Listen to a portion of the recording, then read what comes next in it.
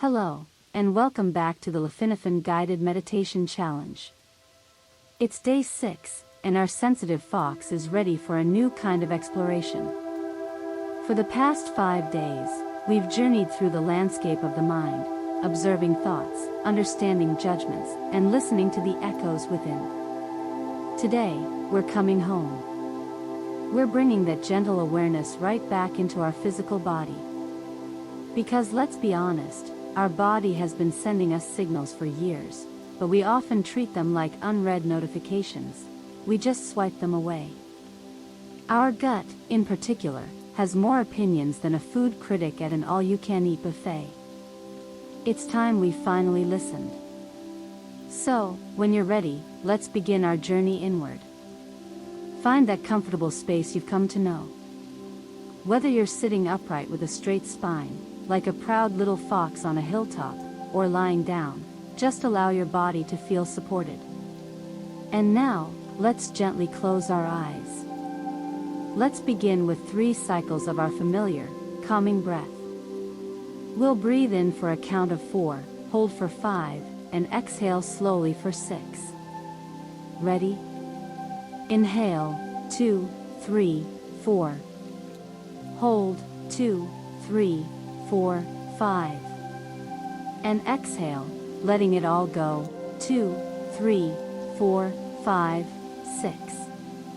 Wonderful. Again. Inhale, filling your lungs like a gentle balloon, 4. Hold, a moment of perfect stillness, 5. And exhale, releasing any tension you might be holding, 6. One last time, all together. Inhale, 2, 3, 4. Hold, 2, 3, 4, 5. Exhale, 2, 3, 4, 5, 6. Now, just allow your breath to return to its natural, easy rhythm. With your eyes still closed, I want you to bring your awareness to the very hardware you're running on.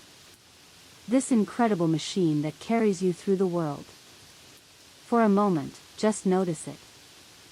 Feel the weight of your body, the contact it makes with the surface beneath you. Inside this body is a bustling, vibrant city of trillions of cells. Trillions. You are the mayor, the city planner, and the sanitation department all in one. And living in this city are trillions of tiny roommates, your gut bacteria. And the funny thing is, they don't help with rent, but they do have a huge say in how you feel every single day. You've probably heard that the gut is the second brain. Honestly, some days it feels like it's the first brain, and the one in my head is just the intern. A huge portion of your body's happy chemicals, like serotonin, isn't made in your head, it's produced in your gut. Your tiny roommates are running a whole mood-boosting pharmacy down there, and the entry fee is just some decent fiber. Every single thing you eat is a message. It's a piece of information that you send to every one of those trillions of cells. It's either building material for a strong, vibrant city, or, well, it's the junk food that makes the whole system sluggish and grumpy. So today, we're going to learn how to listen to our city's true needs. We're going to activate our inner compass. Here is the exercise for today, and it's beautifully simple. Anytime you feel the urge to eat, whether it's for a meal or a snack, I want you to pause. Just for a moment. Take one deep breath. And ask yourself this question. On a scale of 1 to 10, how truly hungry am I? Let's define the scale. 1 is, I just ate a huge meal, I couldn't possibly eat another bite.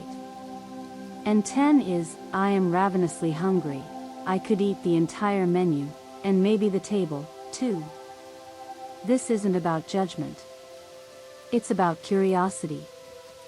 The goal is to notice a pattern. Are you eating when you're at a 7, 8, or 9? Or are you eating when you're at a 3, simply because you're bored, stressed, or because the clock says it's time to eat?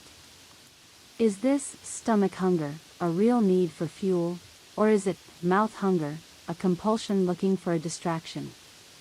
By simply asking this question, you interrupt the pattern. You move from a mindless compulsion to a mindful choice. You start a conversation with your body, and you begin to understand its language. Because your body is wise. It knows exactly what it needs. Our only job is to finally start listening. Now, let's check in on our friend, the sensitive fox, as he sits on his sunny hill. One afternoon, the fox felt a familiar restlessness. It wasn't quite hunger, more like an itch in his paws. He had just eaten a lovely meal of wild roots and felt perfectly content, yet his eyes started to wander. And that's when he saw them. At the edge of the forest, there was a bush of glimmerberries. These weren't ordinary berries. They sparkled in the sunlight, practically winking at him. They didn't smell like food, they smelled like excitement. His brain, without consulting his stomach, said, "We must have them." For reasons. So, the fox trotted over and ate a pawful. And another. They were sweet, a quick burst of joy. But a few minutes later, back on his hill, he felt sluggish. His stomach felt bubbly and confused. The trillions of tiny roommates in his gut were having a citywide protest. They were used to calm, reliable fiber, and he had just sent down a sugary disco ball. They didn't know whether to dance or riot. The next day, the same itch returned. He saw the glimmerberries again. But this time, he paused. He remembered the protest.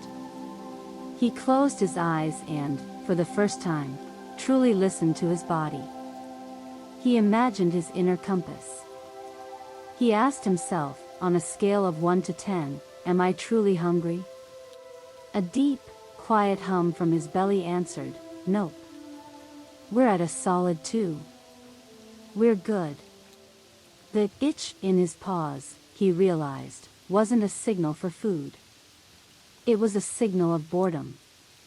The glimmerberries weren't a meal, they were a distraction.